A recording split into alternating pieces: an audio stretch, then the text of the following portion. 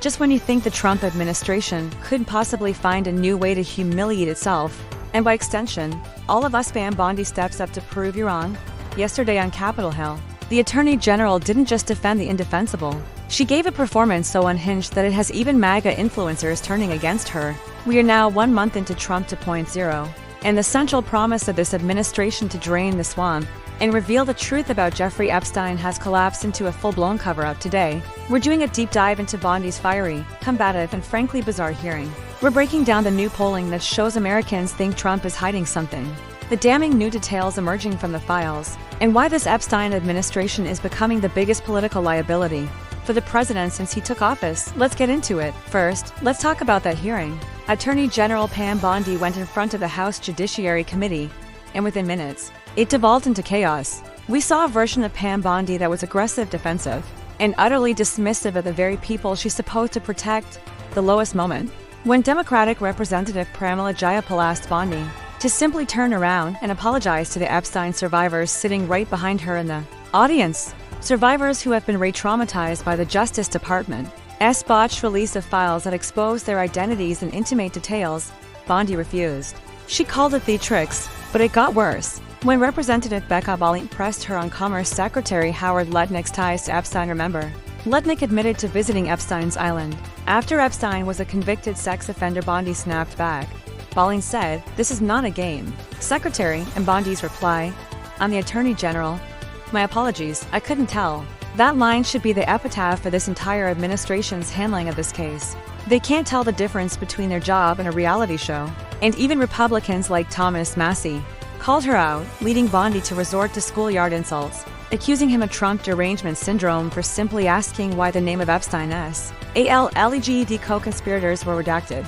This wasn't a defense, it was a meltdown, and it's not playing well outside the DC bubble now. Let's talk about why this meltdown matters. It matters because the American people are watching, and the numbers are catastrophic for Trump. We have to look at the polling, because it tells the real story here. According to recent polling, a staggering 81% of Americans want the government to release all the Epstein files. That's almost everyone. But here's the kicker: when you ask if they trust Trump on this, the numbers plummet. Reuters' Ipsos poll found that a whopping 60% of Americans think Trump knew about Epstein's crimes before they became public. And get this, nearly half, 46% to 50% in some polls, believe Trump was directly involved in the crimes themselves. Think about that. Half the country believes the President of the United States was involved in the crimes of a pedophile. But it gets even worse for Trump when you look at his own base. A YouGov poll from December shows that among self-identified MAGA Republicans, less than half, only 46%, strongly approve of how Trump is handling the Epstein investigation. Compare that to the 84% who strongly approve of his immigration policy. His base is cracking. They are confused. They were told Trump was going to expose the elites, but instead, he's fighting to keep the documents hidden. As Sarah Longwell, publisher of The Bulwark, pointed out, this goes to the central mythology of Trump. He was supposed to be the guy who tells you the truth that the swamp is hiding. But now, voters are asking, what is he hiding? And his administration's actions are making him look guiltier by the day. So, what is in those files? Trump's team, including FBI Director Kash Patel, tried to downplay it. Patel testified under oath that Trump's name appeared in the files fewer than 100 times. But now that the files are trickling out, we know that was a lie. Rep. Jamie Raskin, who reviewed the unredacted database, said he typed in Trump and got over 1 million results. 1 million! It's all over the place, Raskin said. Now, does that mean Trump committed a crime? Not automatically.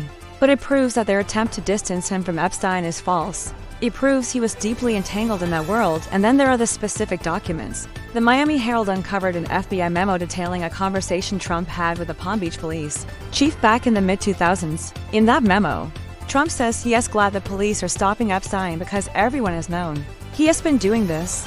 Trump also recounted being at a party where Epstein was with teenagers and said he got the hell out of there. This directly contradicts Trump's own claims that he had no idea what Epstein was up to. He knew, he suspected, and he did nothing. This is the pattern.